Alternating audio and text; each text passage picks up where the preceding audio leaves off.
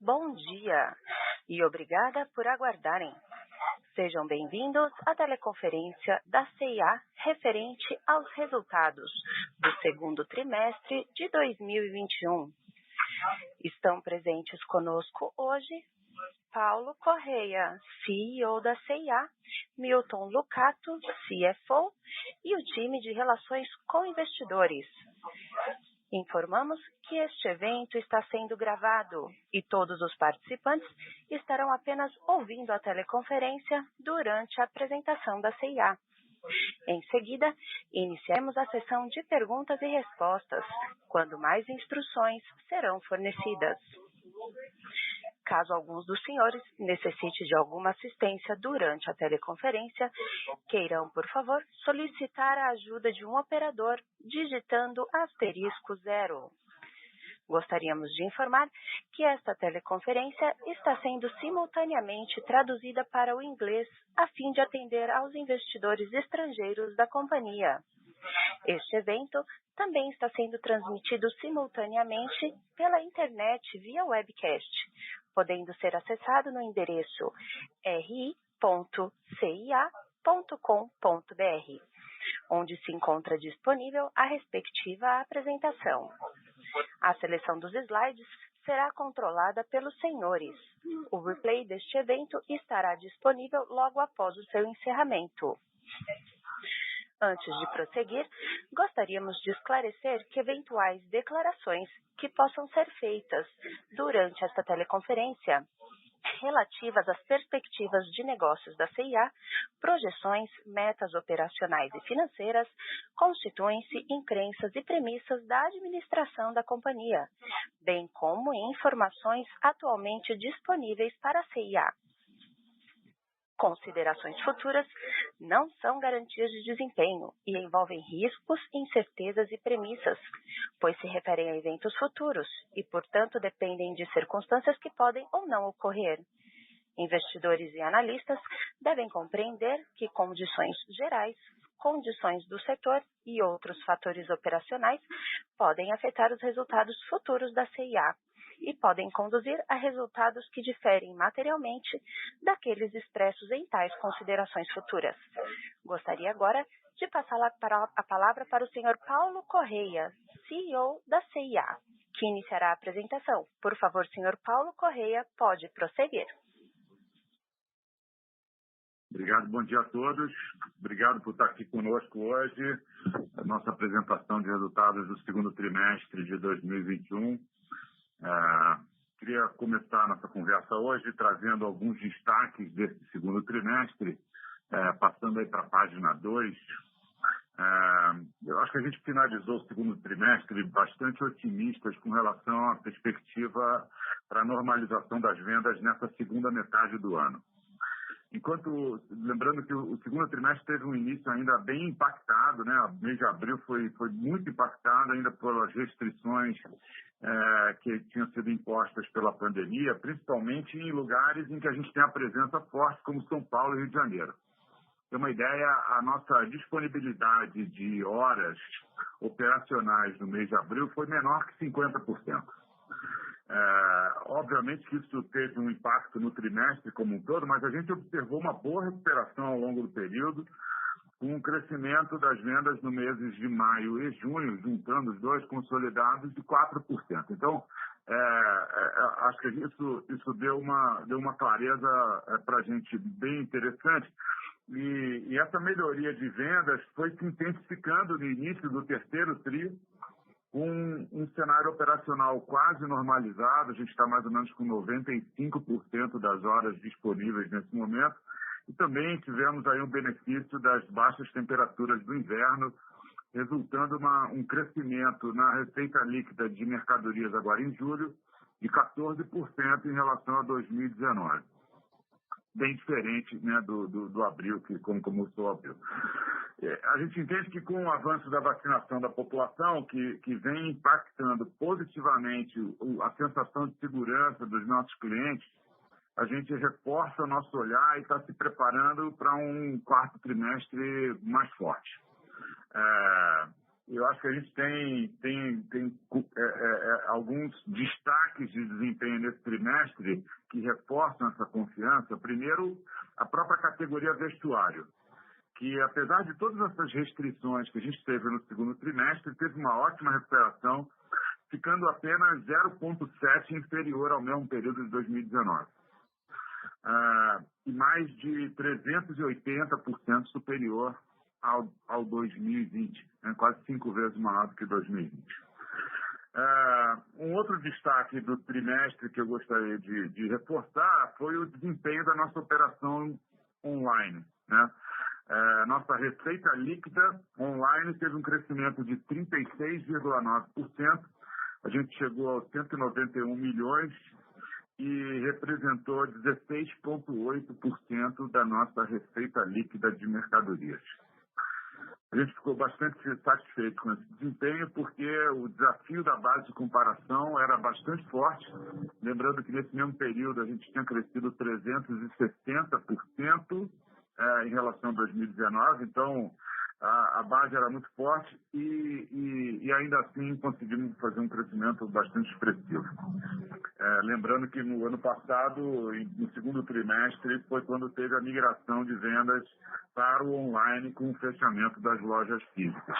Então, a base era bem forte e a gente continua mantendo a nossa força e energia no nosso canal online e a participação dele estamos se mostrando bastante consistente, apesar, né, da reabertura e da normalização da disponibilidade de horas das nossas lojas. Falando agora da nossa base de clientes, né, a gente fechou o trimestre com quase 17 milhões de clientes do nosso programa de relacionamento C&A e Você, que é um ativo espetacular para nós, olhando para o futuro da empresa.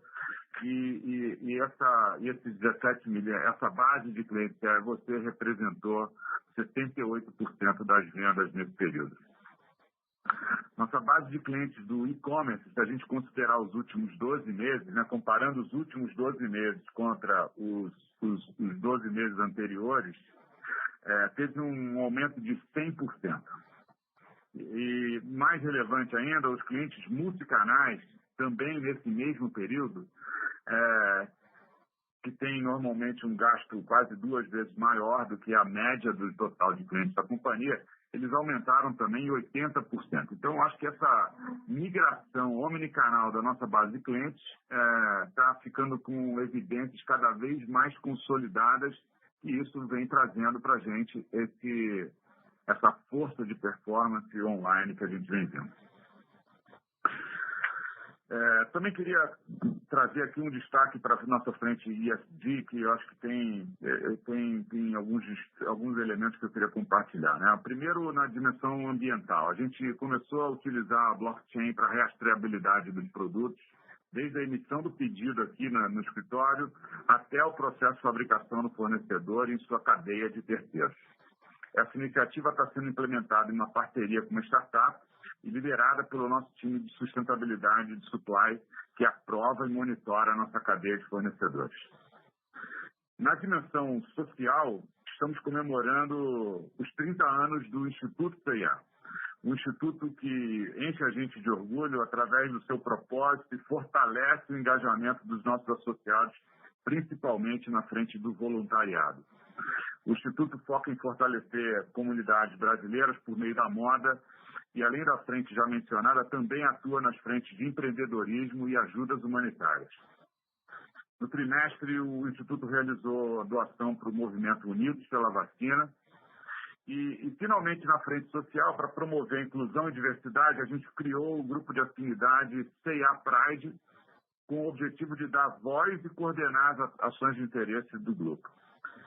E, finalmente, em governança, a gente estruturou oficialmente uma área de ESG com uma liderança experiente no assunto para conduzir a gestão e acelerar essa agenda dentro da companhia. Se a gente mudar para o slide número 3, a gente pode trazer aqui um pouco mais de detalhe o que a gente está fazendo no que diz respeito a como a gente pode trazer moda e produtos cada vez mais relevantes para os nossos clientes. Estamos fazendo mudanças importantes na forma de trabalhar o desenvolvimento das nossas coleções, principalmente no mundo feminino. Algumas iniciativas vocês já conhecem, como a nossa marca Mindset. Mas eu queria hoje apresentar também aqui 2 outros grandes blocos que a gente está trazendo ao longo desse ano de 2021, que um chama Chegou Agora e o outro se chama o Alerta Tendências. Esse bloco do Chegou Agora, a gente está trazendo a cada 15 dias uma nova coleção cápsula, trazendo as tendências que estão acontecendo no momento e reforçando produtos e estruturas de desejo que estão sendo sucesso em termos de vendas. No caso do Alerta de Tendências, são pequenas coleções criadas e disponibilizadas para pré-venda em 24 horas, com fotos e especificações, observando as tendências das mídias sociais. O objetivo é aproveitar o engajamento das redes sociais, especialmente o criado por influenciadores digitais, e trazer a moda em praticamente real time. Para esse projeto, a gente criou uma linha de produção com dezenas de associados de diferentes áreas, como estilo, supply, comercial e e-commerce, totalmente integrados com alguns fornecedores selecionados da nossa base. Esses 2 elementos, tanto o Chegou Agora quanto o Alerta Tendências, eles trazem para a gente essa contemporaneidade dos nossos produtos. E a gente vem vendo das nossas pesquisas uma reação muito positiva dos nossos clientes em relação a esses 2 formatos. Um reconhecimento claro que, se você pensar em tendência, você tem que pensar em C&A. Adicionalmente, a gente continua com as nossas collabs, que fortalecem o posicionamento da nossa marca. Nesse trimestre, a gente lançou 2 que valem destaque. A primeira, a collab com a Juliette, que foi vencedora do reality show do Big Brother, que tem mais de 30 milhões de seguidores. E a segunda com a BAU, uma marca que tem uma proposta diferenciada, genderless e contemporânea de moda urbana. Se a gente seguir para o próximo slide, queria trazer um pouco da nossa plataforma de crescimento e que a gente vem trazendo desde a época do IPO, e eu acho que a gente conseguiu ter avanços muito importantes e a gente deveria ver essa velocidade cada vez maior ao longo dos próximos trimestres. Mesmo aquelas iniciativas que foram eventualmente impactadas pela pandemia, já estão retomando o cronograma traçado inicialmente no IPO. Para suportar a entrega dessas alavancas e promover a transformação da C&A Fashion Tech, a gente está evoluindo e investindo em pilares que a gente considera como essenciais. Tá? Primeiro, a criação de um hub de parcerias, né? No final, o nosso objetivo com essas parcerias é, de fato, conseguir fazer essa transformação de uma maneira ainda mais rápida, muitas vezes mais barata, mais ágil, para que a nossa cliente tenha esse impacto o mais rapidamente possível. O desafio não é pequeno, porque ele exige uma forma de organização diferente que permite essa integração com esses parceiros e que traga flexibilidade nos processos para a gente também se adaptar a esses novos formatos.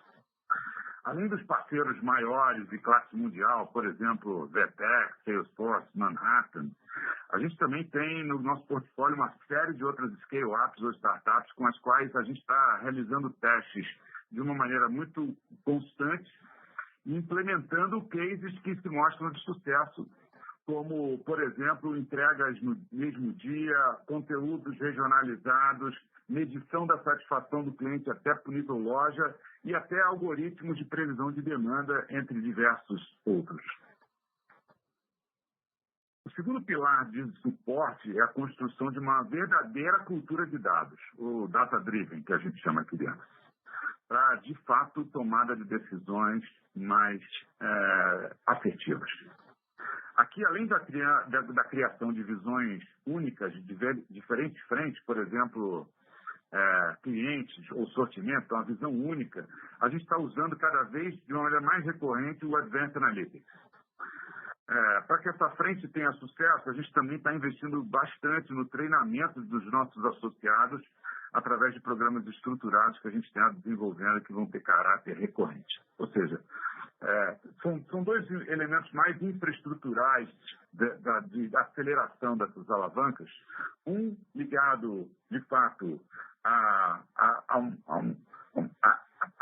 integrar no nosso sistema de trabalho diversos parceiros de diferentes tamanhos e soluções de várias áreas, e a outra dimensão é uma evolução dramática no que diz respeito a essa cultura de dados para orientar a tomada de decisões em diversas dimensões. Então, acho que era importante só dar esse pano de fundo aqui, porque eu acho que são dois elementos importantes que estão fazendo com que a implementação das alavancas esteja sendo cada vez mais acelerada e mais assertiva. No próximo slide, que é o slide número 5, vamos falar um pouquinho mais, vamos começar então um pouquinho mais de detalhe em cada uma dessas alavancas de crescimento, lembrando a primeira, que é a expansão de lojas. A gente abriu no segundo trimestre 9 lojas novas, todas omnicanais, todas com Quick Retire, Ship from Store, corredor infinito, venda por WhatsApp. Mas também é importante mencionar que todas as lojas abertas seguiram critérios de eficiência no consumo de água e energia, com equipamentos de ar-condicionado mais eficientes, gerenciamento de energia remoto e iluminação 100% LED. Adicionalmente, 2 lojas foram fechadas como parte do programa contínuo de gestão do portfólio, da gente está sempre revisitando performance, traçando plano de ação e, quando necessário, a gente toma ações decisivas.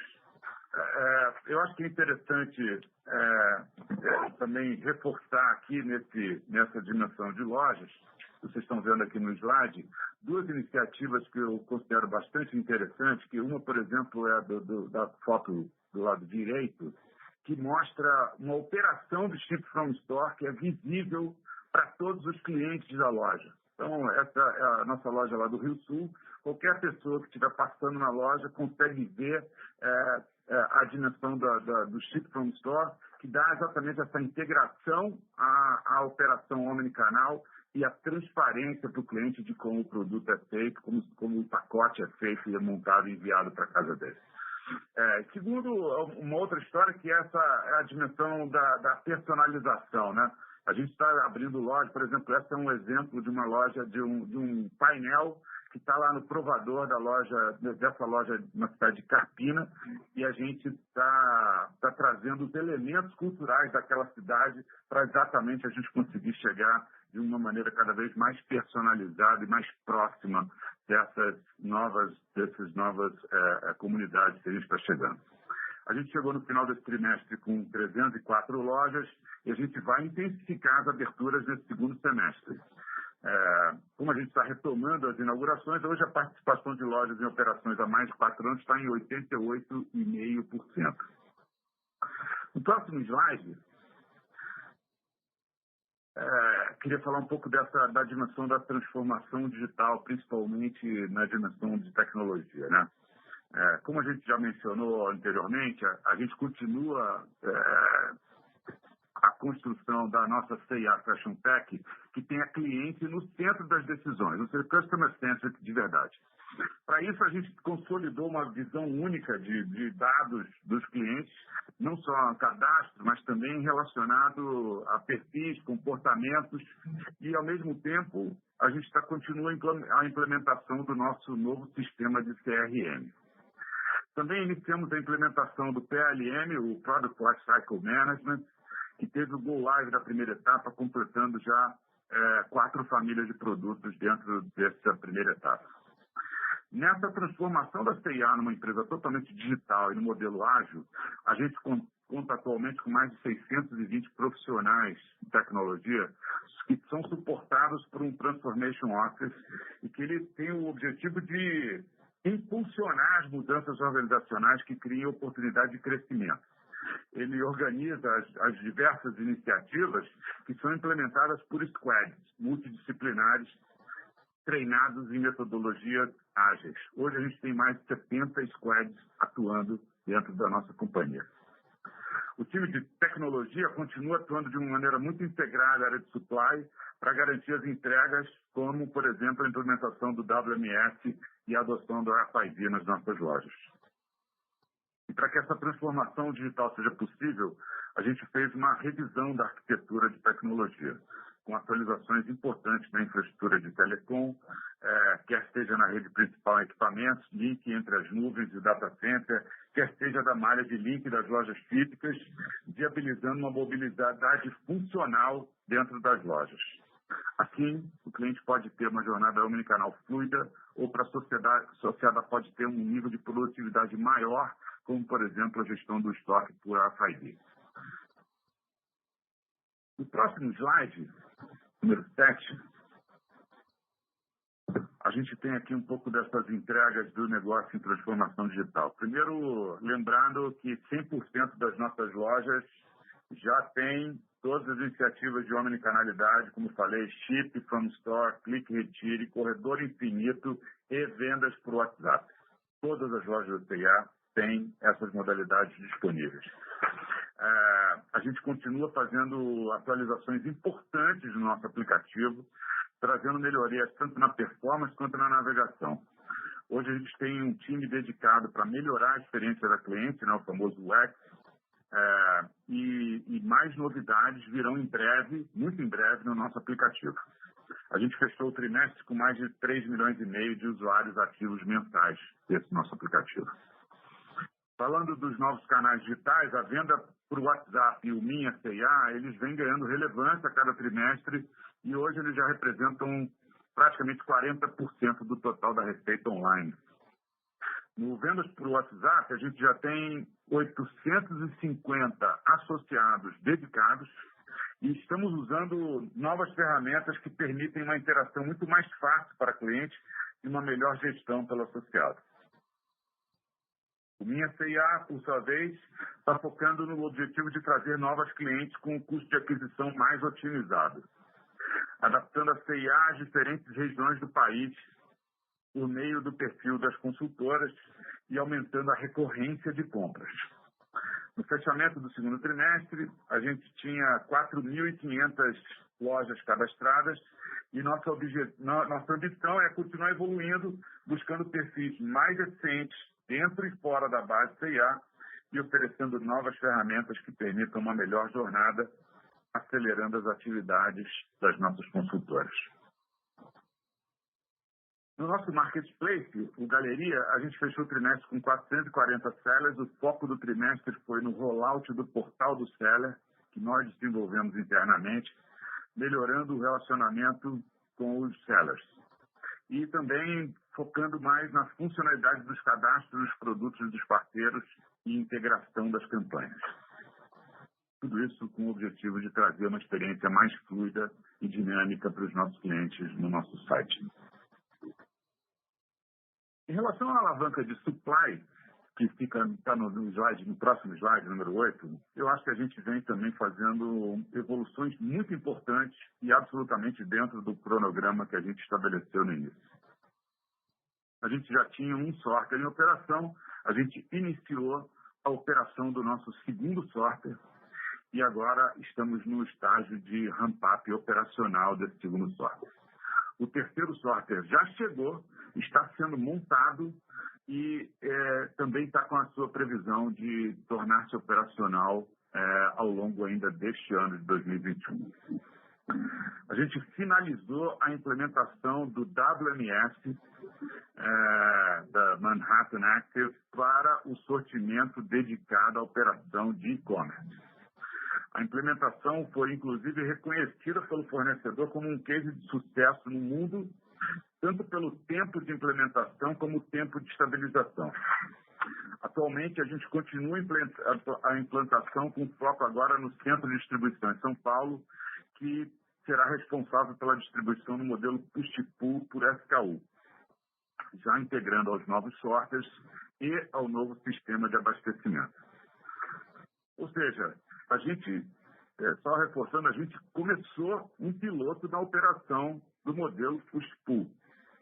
fazendo já a integração desses projetos implementados com o Sorters e com o WMS, dentro desse novo modelo de distribuição para a loja.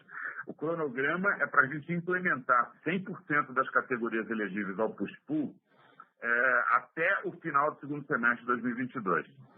Por isso, a gente espera, dentro desse prazo, começar a ver um impacto positivo também na nossa margem bruta. A operação Omnicanal de Supply continua evoluindo. A gente fechou o trimestre com 23 lojas Hub para a operação do Ship from Store. E na dimensão de matriz de transportes, a gente estabilizou o nosso tempo médio de entrega, considerando o país inteiro, em cerca de 3 dias, entre a captação e entrega final do pedido. Outro elemento também que é disruptivo para a nossa história, que é a implementação da automação, que a gente chama lá de OSR Shuttle, que está continuando lá no nosso CD do e-commerce de acordo com o cronograma. Ou seja, ele vai estar operacional para os eventos já do final do ano, aumentando o nível de assertividade e brutalmente o nível de produtividade no picking e na separação desses pedidos do online. Outro projeto na frente de tecnologia é a etiquetagem com a identificação por RFID. A fase de implementação que a gente está após o piloto que a gente realizou no final de 2020, teve início, no começo desse ano a gente começou a implementação e a gente está seguindo rigorosamente o cronograma desenhado para o projeto. Então, tem 9 lojas que já estão com o sortimento completo, né, que são aquelas da fase piloto. Agora a gente já está com 101 lojas e 89 fornecedores, de acordo com a implementação que foi definida. Então, avanços bastante importantes da nossa frente de supply, eu diria que numa velocidade impressionante, de fato. E na próxima página, a página número 9, a gente fala da alavanca de crédito. Eu acho que a gente tem evoluído na negociação com o nosso parceiro e a gente está bastante confiante em endereçar essa questão ainda esse ano, de 2021. Por conta disso, a gente já está se preparando para operar diretamente. Temos um plano de negócio já elaborado. A gente vem estabelecendo contratos e parcerias com empresas que vão nos ajudar nesse ecossistema. E a gente também já vem trazendo pessoas para o time, trazendo profissionais para o time, que vão garantir um ótimo posicionamento para a gente. E, no final, a gente quer voltar a ser competitivo na dimensão de oferta de crédito e melhorar a jornada da nossa cliente. Antes de passar a palavra aqui para o Milton, eu queria só reforçar que, óbvio, o avanço da vacinação e a retomada das atividades, como a gente tem visto nessas últimas semanas, a gente acredita que isso vai trazer um segundo semestre bastante forte para a C&A. A gente já começa a observar esse otimismo, essa positividade nas nossas clientes por meio de pesquisas que a gente vem trazendo. E a gente também está vendo essa mesma energia nos nossos associados, que com o aumento do fluxo nas lojas gradual que vem acontecendo, eles estão cada vez mais engajados e confiantes nessa construção da C&A Fashion Tech. Queria passar, então, agora a palavra para o Milton para apresentar os resultados do trimestre. Obrigado, Paulo. Bom dia a todos. Eu queria iniciar aqui falando da nossa receita líquida. Então, se a gente for para o slide número 10, no segundo trimestre, nossa receita líquida total ficou em 1,2 bi, quase 300% superior ao segundo TRI de 2020. Importante lembrar aqui, né, que no segundo TRI de 2020 tivemos todas as lojas fechadas por mais de um mês em função da pandemia, com impacto muito relevante nas vendas. Quando comparamos a 2019, ano sem pandemia, a queda na receita líquida foi de 6,7%. A receita do vestuário, como o Paulo já falou, foi o destaque, com os patamares de vendas muito próximos a 2019, apenas 0,7% inferior. Já para a categoria dominante no Fashiontronics, né, celulares e smartphones, o ambiente permaneceu super competitivo. Isso impactou tanto as vendas quanto as margens, apesar do aumento de 3 dígitos em relação ao mesmo período de 2020, quando comparado ao período de pré-pandemia, houve uma redução de 22,5%. No próximo slide, número 11, apresentamos o lucro e a nossa margem bruta. Nesse slide aqui a gente vê o mesmo comportamento de crescimento de 3 dígitos, né, em relação ao segundo TRI de 2020 e queda na comparação ao segundo TRI de 2019. E com relação à margem bruta, ela ficou ligeiramente superior ao segundo TRI de 20, em 0,2%, lembrando que no mesmo período do ano passado tivemos uma margem bruta recorde, né, em vestuário. A margem bruta de Fashiontronics ficou pressionada, principalmente em função do ambiente mais competitivo em celulares, como a gente já falou anteriormente. Passando agora para as despesas operacionais, lá no slide 12, elas somaram 462,7 milhões, valor aqui 19,3% maior que do segundo TRI de 2020.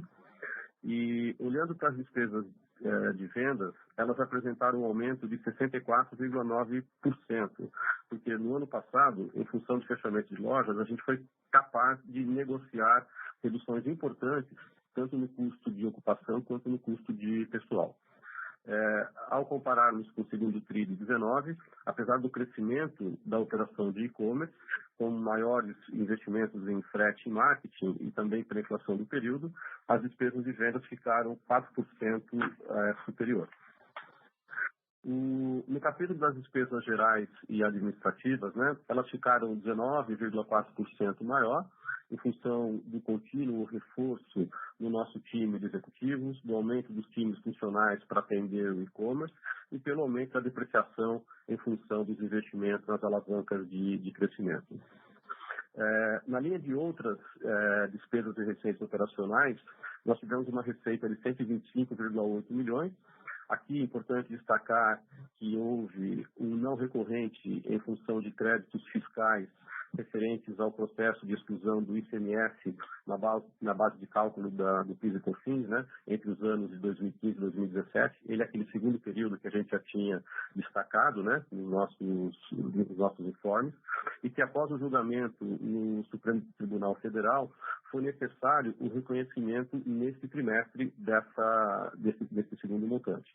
O valor desse não recorrente foi de 173 milhões nessa linha. Na próxima página, no slide 13, a gente mostra o EBITDA ajustado, quando a gente exclui, né, itens não recorrentes e o impacto de IFRS 16, os arrendamentos mercantis, junto com outros ajustes menores, né? Então, com isso, nesse segundo trimestre, o EBITDA ajustado ficou em 1,4 milhão. A margem EBITDA ajustada foi de 0,1%. Esse resultado é decorrente também, né, do impacto das restrições no horário de operação decorrente das medidas governamentais, né, para conter a pandemia e que a gente enfrentou lá no segundo trimestre de 2021. Né? A gente já falou bastante disso.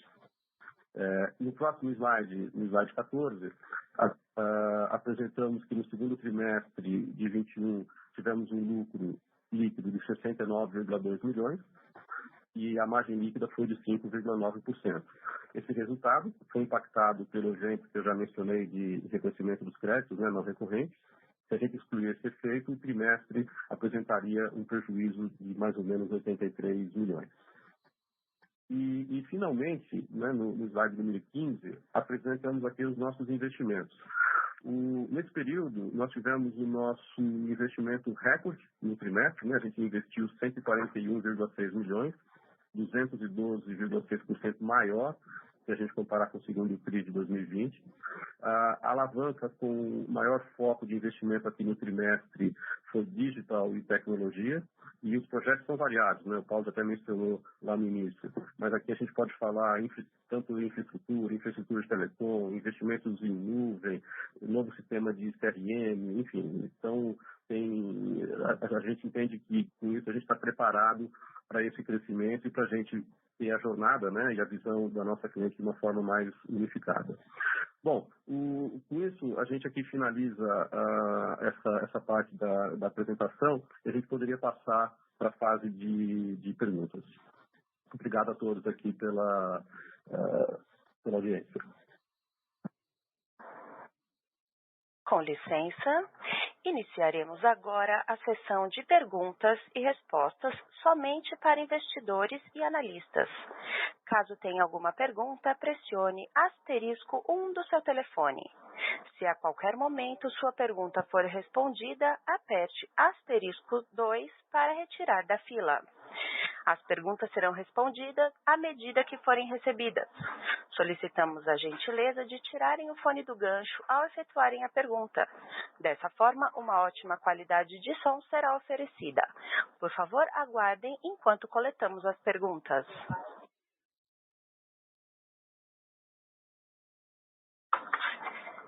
E nossa primeira pergunta vem da sala em inglês.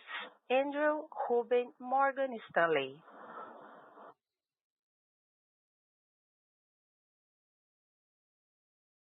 Hi, thanks very much for the question. I'm curious if you could talk more about the marketplace. It seemed like you've seen a lot of growth, so curious about the type of merchants, why they choose CNA, and how you see the channel developing.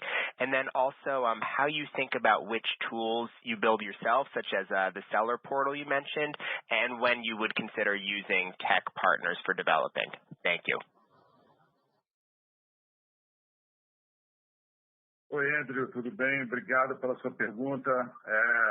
Com relação ao marketplace, começando aqui da infraestrutura, você está falando, a gente entendeu que essa dimensão de relacionamento com os sellers era bastante estratégica e por isso a gente decidiu fazer algo com nossa tecnologia, algo que possa de fato ser um diferencial no atendimento a esse cliente, que de alguma maneira é o seller também. Ao mesmo tempo, por exemplo, a gente traz ferramentas de mercado de inteligência artificial para cadastro de produtos. Então, depende da dinâmica em si, quanto que a gente consegue ver de agregar valor e personalizar a experiência do seller dentro da nossa plataforma, a gente vai escolhendo caminhos de desenvolvimento interno ou produtos de mercado. Com relação à proposta do Galeria, a proposta do Galeria é, de fato, tornar a experiência da nossa cliente mais completa em termos de sortimento, primeiro dentro da categoria moda, que é o nosso foco primordial. Então, todo o nosso desenvolvimento de sellers tem sido exatamente de ampliar, por exemplo, ranges de preço, ranges de sortimento dentro de uma mesma categoria, categorias que não necessariamente a gente oferecia dentro da nossa loja, ainda dentro desse espectro de moda, para, de fato, ter um nível de sortimento e opções para os nossos clientes cada vez mais amplo, cada vez maior. No que diz respeito a outras categorias, a gente tem tentado trazer categorias que estão correlatas à dimensão da autoexpressão, né, que é o nosso propósito em si. Então, casa, decoração, por exemplo, né, fazem parte desse caminho, cama, mesa e banho, também a gente tem trazido sellers nessa dimensão. E eu acho que a gente fez um certo ajuste e refinamento dessas categorias ao longo da jornada de uma maneira bastante ágil. Acho que a gente está tentando fazer algo bem consistente e ágil ao mesmo tempo. Então, essa é um pouco a ideia do caminho do marketplace.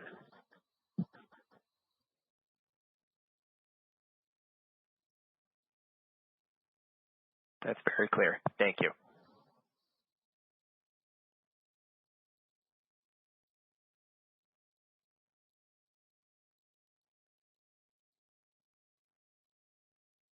Nossa próxima pergunta vem de Rubens Couto, Santander. Bom dia, pessoal. Vocês comentaram da boa evolução das negociações com a Bradescard. e possível conclusão ainda esse ano, mas vocês podem dividir com a gente que tipo de modelo vocês estão desenhando para esse aumento de oferta de crédito? Quanto que vocês pretendem canalizar o processo, até mesmo na área de crédito, até mesmo concessão de crédito? Vão buscar outras instituições financeiras ou até mesmo Bradescard de outro formato? Podem dar um pouco mais de cor nesse sentido? E caso esse processo da negociação com o Bradescard aconteça esse ano, quando que a gente pode ver essa mudança no aumento de oferta de crédito chegando na ponta? Uma estimativa mesmo, só para a gente ter um pouco de ideia. Obrigado. Rubem, obrigado aí pela sua pergunta. Acho que as informações que eu podia compartilhar com todos foram aquelas que a gente divulgou. De fato, as negociações estão avançando, a gente está se preparando e a gente está acreditando que vai acontecer em 2021. Então, esse é o conjunto de informações que, nesse instante, a gente pode compartilhar. Assim que a gente tiver mais informações sobre esse caso, a gente vai estar compartilhando com vocês, com certeza. Tá claro. Obrigado.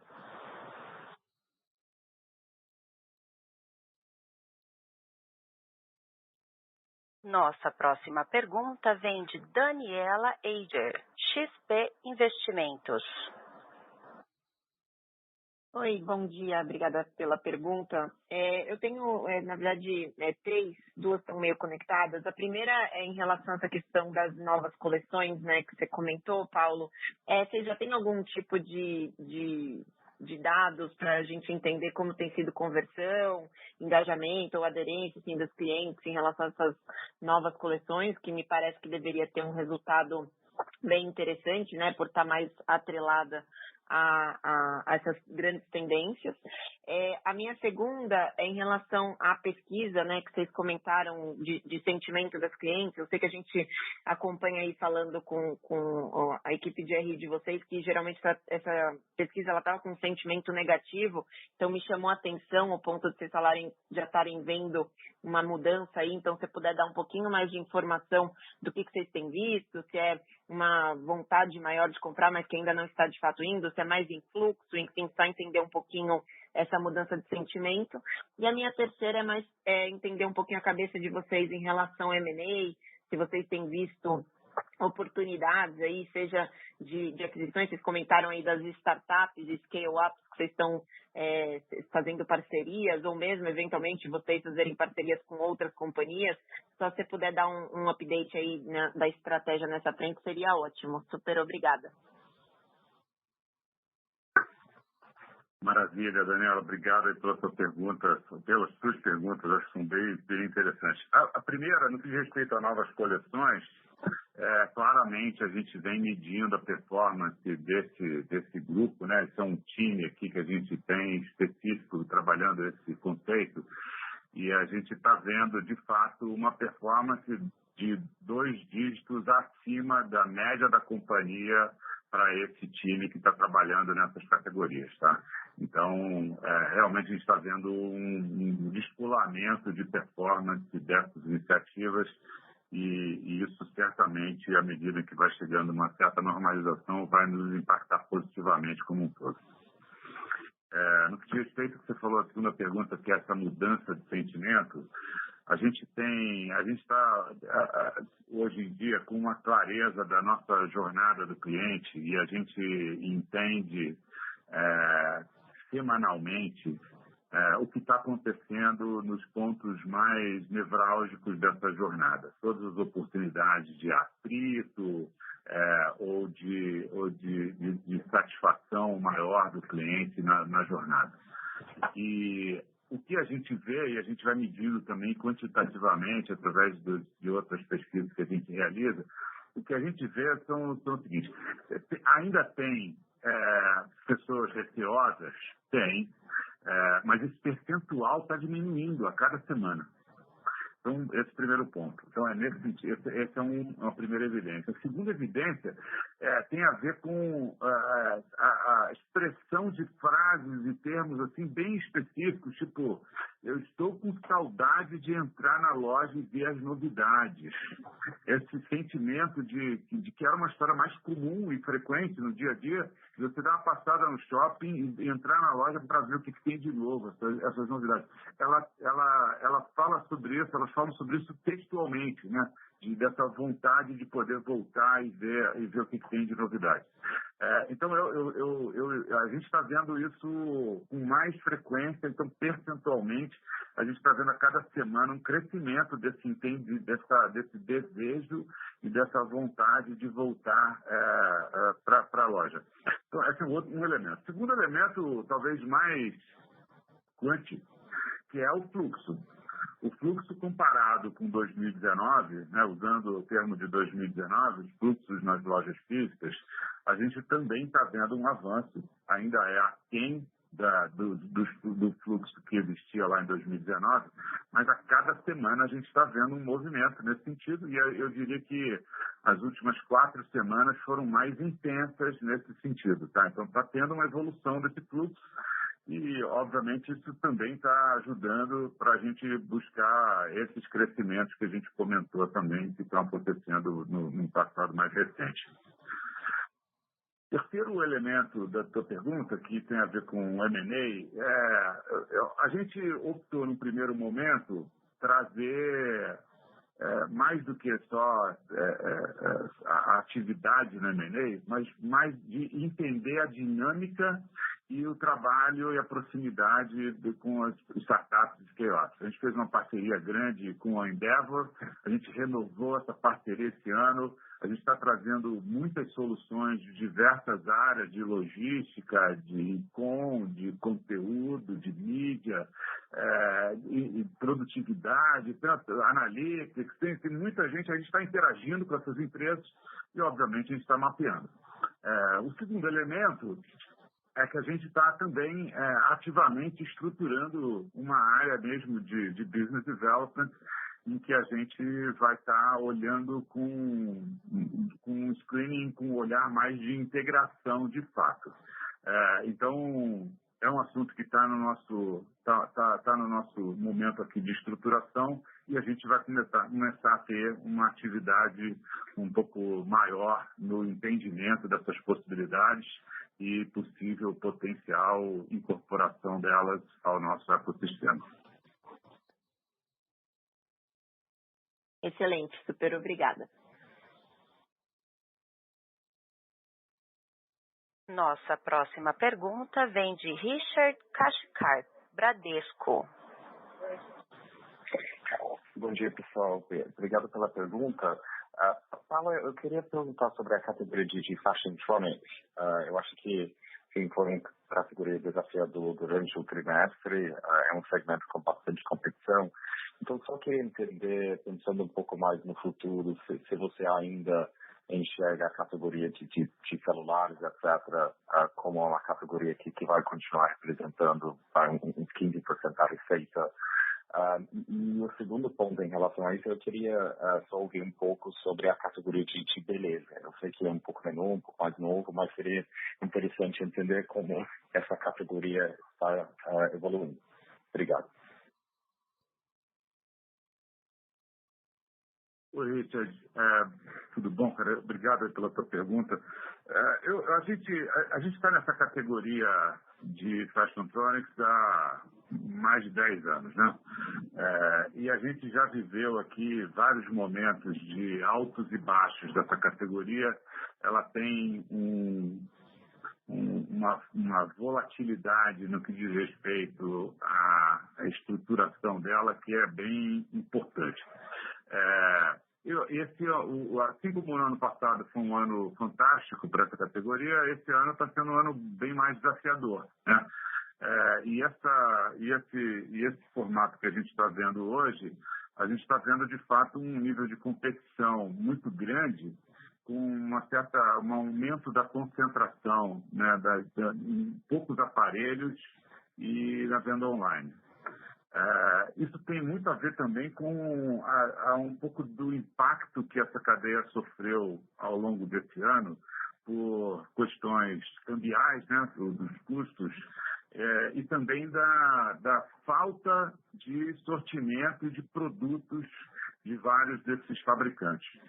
Isso trouxe mais ainda essa concentração para alguns players e está, de fato, afetando a nossa performance nessa categoria.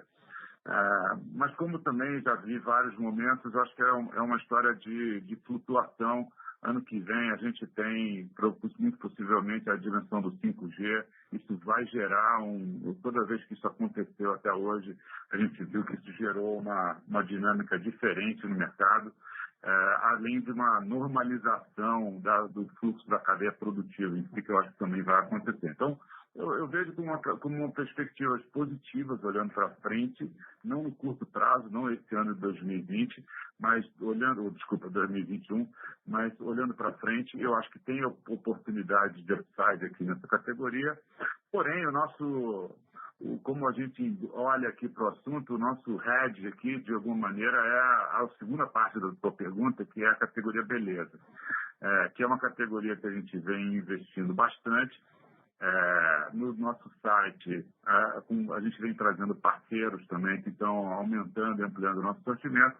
E agora, com a reabertura das lojas físicas, nós vamos começar a ver o avanço na implementação dos quiosques e dos nossos mini lojas de beleza dentro das nossas lojas físicas. Isso certamente vai provocar, já está provocando inicialmente uma expansão, mas eu acho que agora essa expansão vai se intensificar de uma maneira mais clara.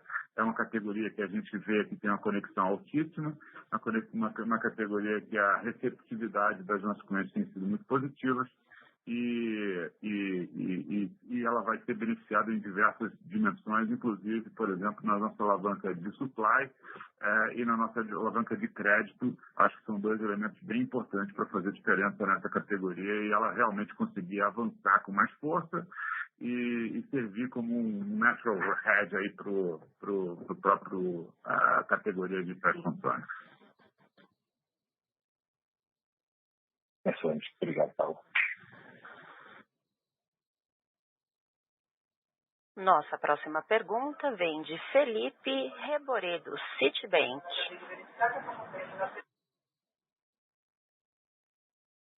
Bom dia, pessoal. Obrigado pela oportunidade de fazer pergunta. Do meu lado aqui, a pergunta rápida. Vocês têm feito investimentos muito fortes aí, né, na parte de tecnologia, principalmente.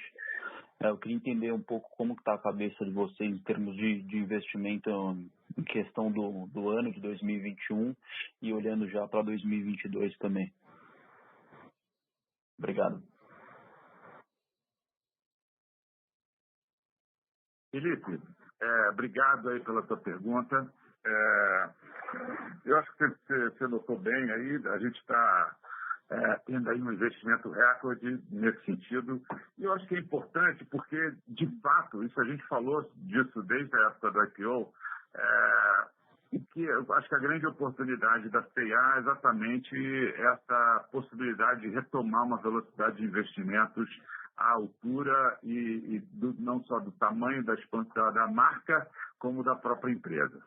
Isso a gente já veio retomando a partir do momento em que a gente começou a ver essa retomada e essa estabilização. Nós vamos ter um reinvestimento recorde esse ano e no ano que vem também estamos desenhados para bater o recorde deste ano. Então, a gente deveria ver, sim, um avanço forte na dimensão de investimento nos próximos, não só no ano de 2021, mas no ano de 2022. Você falou do assunto tecnologia. A gente vem fazendo, se a gente parar para olhar o assunto tecnologia, por exemplo, a gente falou de WMS, RFID, implementação do software, automação dos CDs, investimentos de transição para nuvem, implementação de CRM, analytics, diversas dimensões de analytics, base de dados, arquitetura de dados, o aplicativo, o site, Wi-Fi nas lojas, marketplace, omnichannel. Então, assim, tem uma lista bastante robusta e à medida em que a gente vai avançando, a gente vai tendo mais oportunidades, principalmente de integrar todas essas disciplinas dentro do nosso programa em si e de fato, de acordo com as nossas alavancas,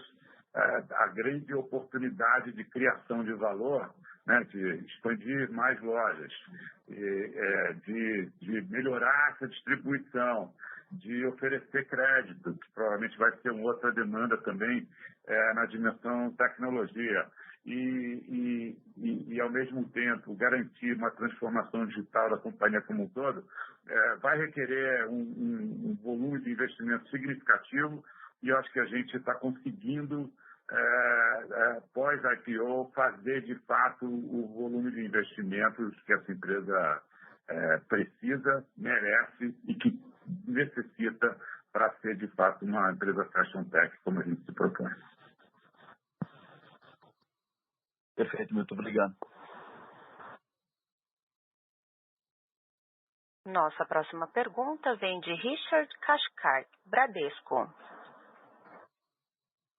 Oi, pessoal, só queria fazer uma segunda pergunta aqui em relação à margem e rentabilidade das operações de varejo.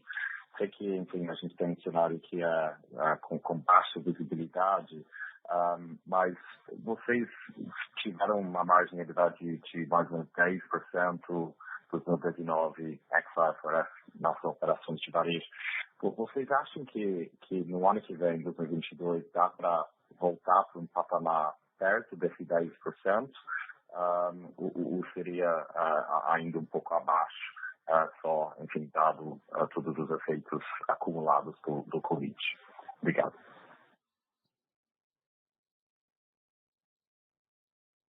Richard, obrigado pela sua pergunta. Ela é bastante pertinente e nós estamos nos organizando para um ano normalizado, né? Se a gente fizer uma retrospectiva, a gente ainda não teve 12 meses completos de uma operação normalizada pós-IPO. Isso traz bastante desafio, porque a gente tem que lidar com situações adversas. Estamos planejando para que esse ano completo seja 2022. Nós estamos justamente nesse momento desenhando o nosso budget e estamos nos preparando para esse desenho, cara. E a gente entende que a gente vai buscar a maior eficiência possível na nossa margem de EBITDA, combinando o apetite de crescimento que nós temos que ter e, ao mesmo tempo, eficiência. E queria também aproveitar a sua pergunta. A gente recebeu aqui algumas perguntas também relacionadas a despesas, né? Ela tem tudo a ver também com margem de EBITDA. É muito importante, quando vocês analisam nossos resultados, tem uma tendência a comparar com 2019, que é um ano aparentemente normal, né? Mas no nosso caso, ele também não é, porque nós éramos uma companhia fechada até o dia 27 de outubro de 2019. Então, a companhia, essa CIA listada, ela teve um outro nível de governança, ela teve uma outra estruturação, ela formou times para poder atender, né, ao nosso propósito e a essas alavancas de crescimento. Então, aqui eu queria deixar uma mensagem de otimismo com relação a 2022 e que tomara que a gente consiga ter pela primeira vez um ano pleno em que a gente possa mostrar todos os nossos resultados com o nível de ambição e de investimento que nós estamos fazendo. Ok, obrigado, Milton.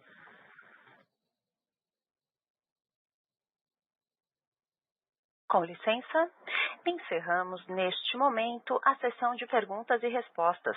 Gostaria de passar a palavra ao senhor Paulo Correia para as considerações finais. Por favor, senhor Paulo, pode prosseguir. Paulo, me permita fazer só uma observação antes de passar a palavra para você. A gente recebeu muitas perguntas também pelo chat e pelo e-mail, e que o tempo aqui da nossa conferência não permitiu que atendêssemos a todos. Porém, eu queria dizer que o nosso time de RI, com a liderança aqui da Roberta e da Carol, vão atender a todos esses pedidos, a todas essas perguntas, e com todo o entusiasmo que a gente vem fazendo aqui também, tá? Obrigado, gente, pelas perguntas, e agora eu passo a palavra para o Paulo. Obrigado, Milton. Obrigado a todos que prestigiaram aqui a nossa conferência hoje. De fato, eu acho que eu queria encerrar só trazendo exatamente essa mensagem de que, na nossa visão, o ponto de inflexão da performance e da evolução da companhia parece já ter acontecido.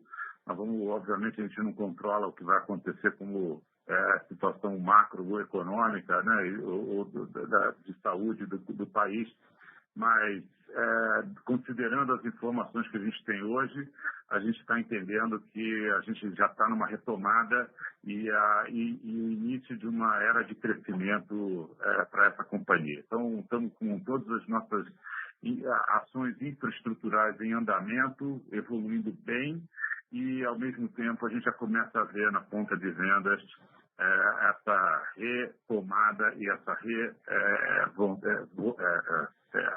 avanços, né, no que diz respeito a crescimento. Queria, mais uma vez, agradecer a todos, desejar um ótimo dia e vamos em frente. A teleconferência da CIA está encerrada. Agradecemos a participação de todos e tenham uma boa tarde.